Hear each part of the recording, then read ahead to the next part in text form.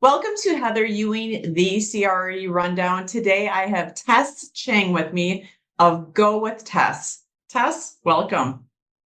Hello, Heather. Thank you for inviting me. I'm so excited to be on your podcast. How are you? I'm doing great. And I was really looking forward to today's podcast because we'll dive into it, but our health and taking care of ourselves mentally, physically, spiritually, and in other ways is really important, whether it's commercial real estate or any profession, right?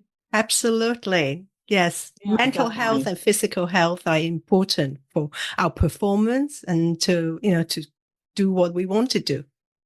Very, very important. Mm. So, for my audience, please share with them, Tess, a little bit more about you, your business, and help them to get to know you here. Yes, absolutely. So my business is called Glow with Tess. So it's like glowing from the inside out. Because if you are in good health, you are happy, you have social connection, then it's just coming from the inside, not just the outside. I am a health and wellness coach, and I help others, especially busy professionals, um, transform their health and take charge of their lives by building sustainable habits, lifestyle habits, so that they can deal with challenges on a day-to-day basis. They have the energy they need. And with a busy schedule, it's very hard sometimes. So a lot of people actually like the support and the accountability to keep them on track. It's so easy to get distracted these days, especially when you have so many things going on, you're traveling Exactly. and you're out of your own comfortable environment, and then you have all Mhm. these temptations that you have to deal with. So, how do you support people? Do you have group offerings? Is it one on one? It's How mainly does that work? one-on-one. It's mainly one-on-one Okay. because I find that with a customized program, it works best because everyone has different preferences, different schedules, different professions, and different backgrounds, different cultural backgrounds and different setups. Some people live by themselves and some people live with families with Mhm. children. So it would be a very different scenario, from on an individual basis. So I normally just work on one-on-one on Zoom because a Mhm. lot of my clients are not in Florida. And also they feel Right. that these days we're used to Zoom, and this way it gives them flexibility so they can go on the call, which is normally once a week, whenever they want and wherever they are. So they don't have to come in and see me in person. But of course, once in a while, if they're in town or if they do live in Miami, then they see me. And because it Mhm. works really well, when you Right. actually get together in person. And that's what I mainly do. But sometimes I even go to their homes to take a look at their kitchens or take them to supermarkets because that's important, when you know how to do Right. your groceries. And so you can choose wisely.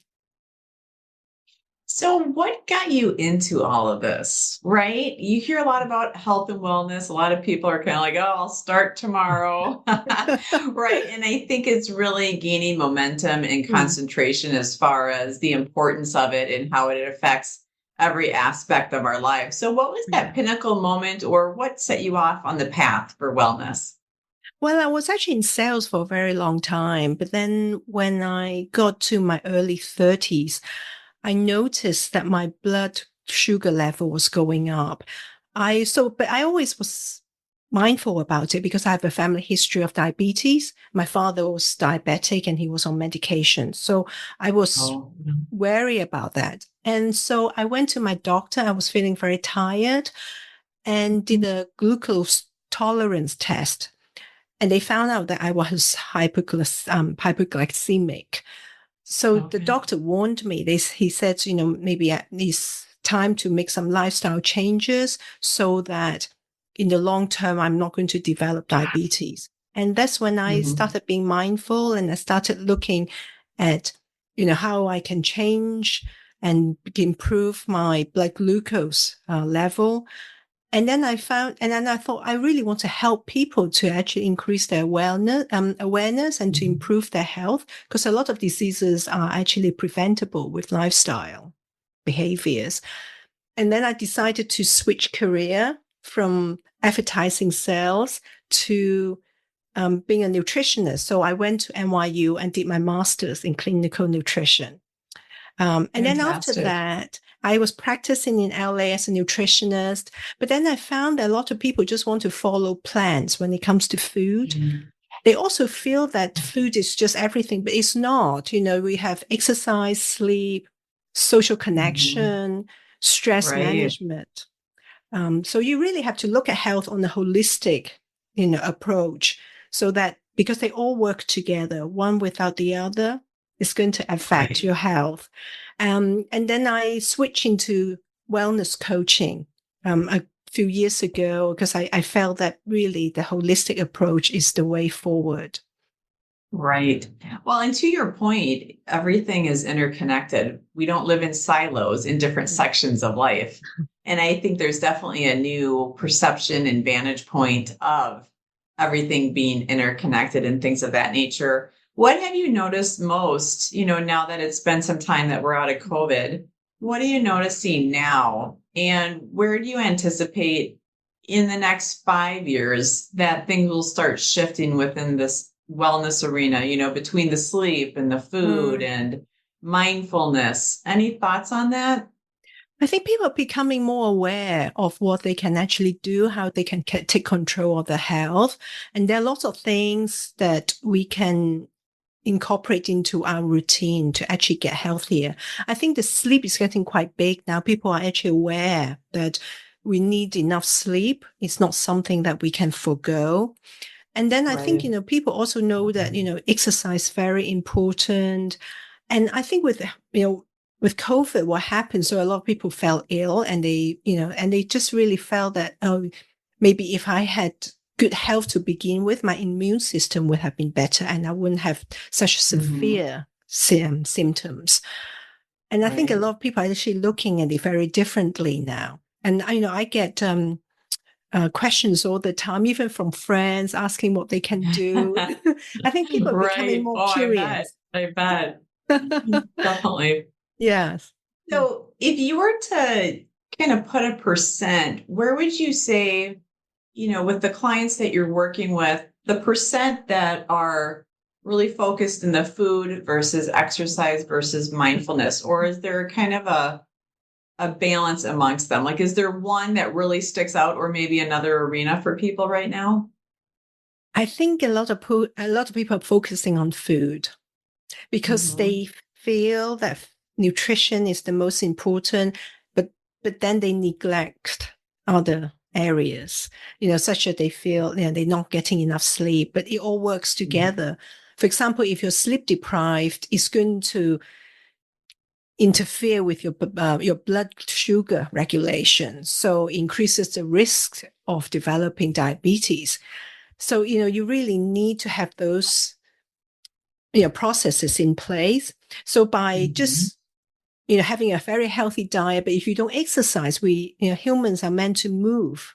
We're not meant to be sedentary. So you really need to Right. move. You need to it's good to be mindful about what you're eating, making wise eating food choices. But at the same Hmm. time, stress also can affect all the other elements. So it's really better to look at what you are doing on, as a whole. I know it Hmm. sounds a bit overwhelming, but it's good to take baby steps, and just try Exactly. one thing at a time and see what actually would work for you. I agree because you have to look at it from the macro vantage point, right? Mm. Whether it's your wellness, whether it's your commercial real estate career, or Yeah. any arena that you're in. And Yes. then you break it down and you create those, two or three areas that you really want to focus on for Mm. 1 year. Yeah. And to your point, as they become habit and you've got your routines or rituals for that, then you begin adding more in because I'm sure you see it all the time too, of where people start off with good Mm. intentions and they want to do it all and they want to master it, but they just overload themselves and then nothing good comes from that. Then they feel defeated and they Mm. throw their hands up. Exactly. When they come across challenges or if they get to some setbacks, But I always say that rather than looking at setbacks as difficulties, look at them as lessons to be learned. And then you Mm-hmm. can, move forward and say, oh, maybe this doesn't really work that well with my plans, with my schedule, but let's see how we can, navigate around that. And it's just something you learn, you are learning. These are experiences. Yeah.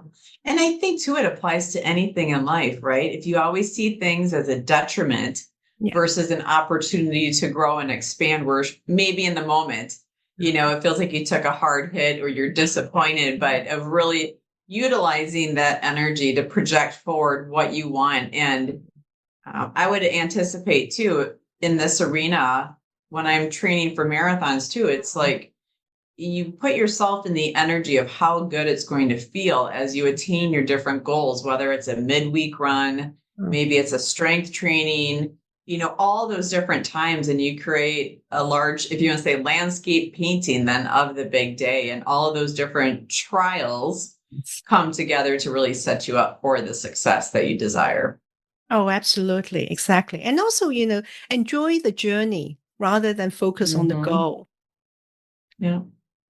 Easier said than done. I know that's Yes, I something know. I personally am I'm really focusing on, because it's so easy to have those expectations of yourself of like, of course you're going to do it. Of course you're going to, Yes. do all these different things, and then you celebrate the end point. But Mm, that's a very, very important reminder for people, and something that I'm working on myself. But absolutely. was there a pivotal person, maybe a book, some type of podcast or presentation or something that also just really initiated spark at different times or kept you going when you were just feeling challenged? Right? Like with any new business, there's highs, there's lows, wondering of like, did I walk off the deep end on this one? What's my next step? How do I go from here?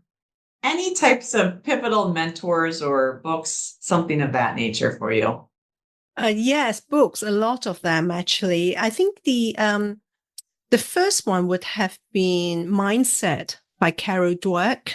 So she talks about mindset, how, it's really important, and it's important to have a growth mindset rather than a fixed mindset.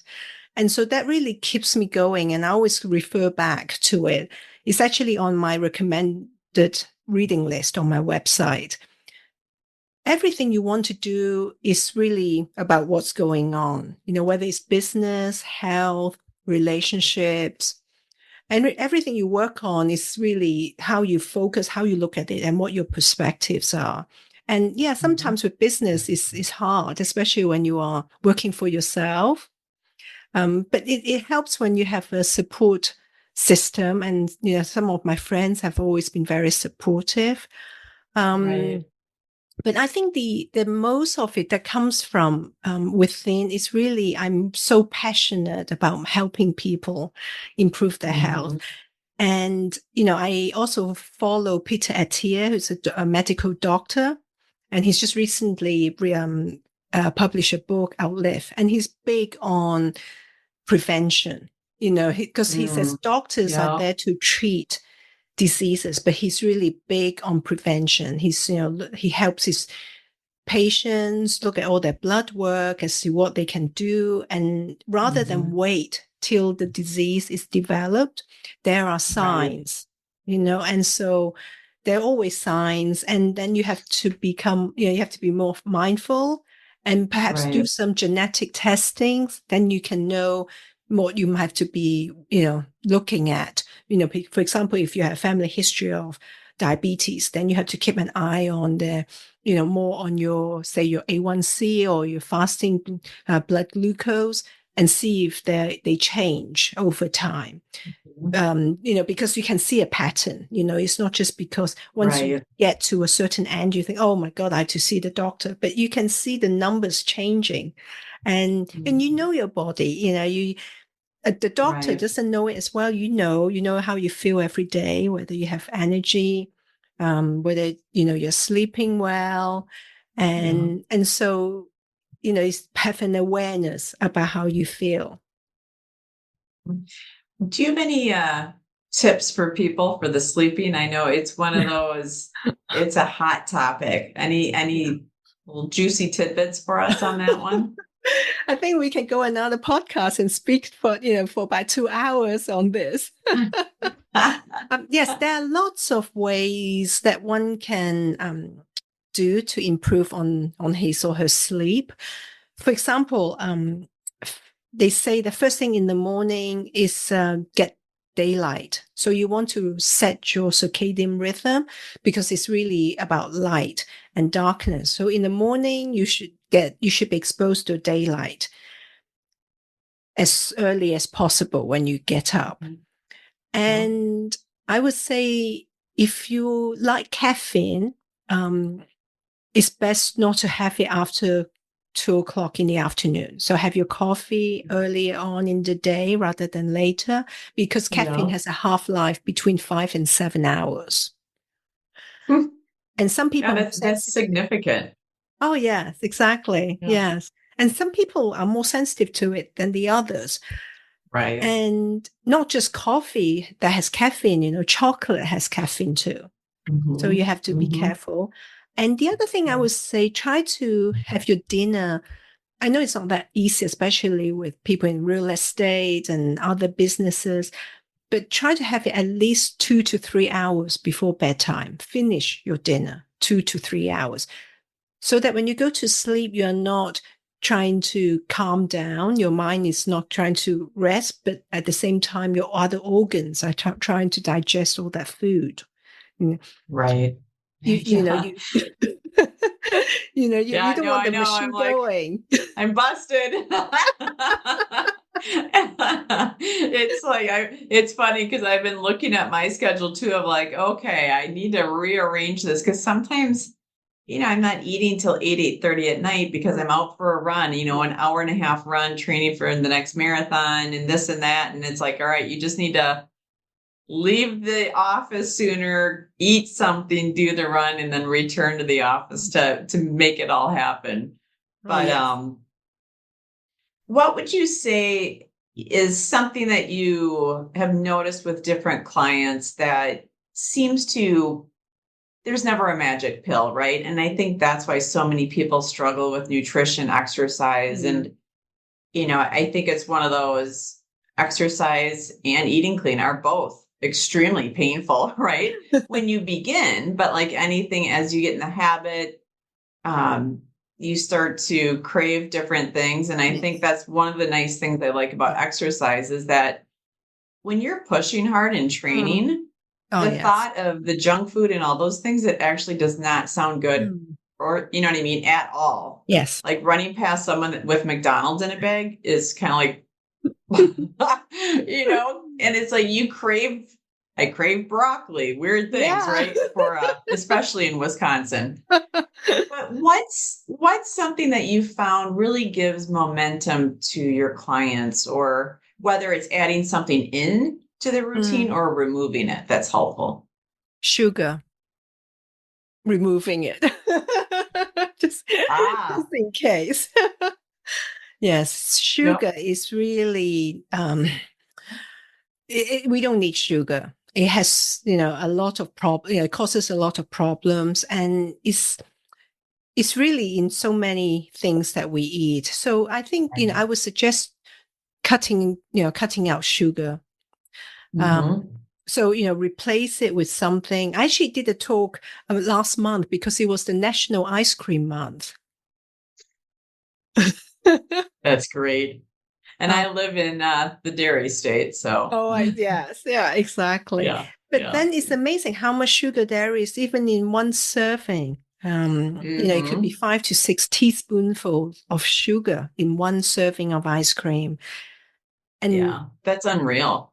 It's crazy. You normally wouldn't put that much sugar in your coffee, even if you put sugar. Right. That would be really sweet. But food manufacturers are so clever. They have a team of food scientists working on how to make things addictive, how to entice us from buying their products again and again. So we have to be strong. Right. Exactly. Just say no. Yes. Or be mindful if you have it and just read the food labels. I always suggest to my clients, read the food label. It's very important. The information is there, so make use of it. And then when you do that also, then you might become more alarmed by what you are looking at. And then that way, psychologically, you may think, oh, maybe I think twice next time when I have some ice cream. I mean, it's amazing how all these things works when you have, when you increase the awareness of what's really going on. Yeah. The mindfulness, to your point, is really important. So exactly. As we transition, my last question, Tess, is what does living fully mean to you? Living fully, it means that you look after yourself both mentally and physically, and you enjoy your life with both quality and quantity. And self-care is very important. So that definitely has to be part of it, because that way you are well, and then you can take care of the other people that you care about. And so when it's fully, that means, you have the energy, you are happy with your work, your business, yourself, and other people, and your social connections are so important. And so you are not just working for yourself, you're working for the other people in your life. Right. Yeah. Definitely. Well, Tess, thank you so much for joining me today. It was great to have you on. And please share with people, how can they connect with you after the podcast? They can go on my website, which is www.glowwithtess.com, which is glowwithtess.com. I'm also on LinkedIn, Instagram, Facebook, and the handle is the same, is Glow with Tess. So they will find me on that. And Heather, it's been wonderful. Thank you so much for having me on your podcast. Really enjoyed our discussion. It was my pleasure, Tess. Thank you so much. And I'll include all of that information at the end of the podcast then. So thanks again. Right, bye-bye. Bye-bye.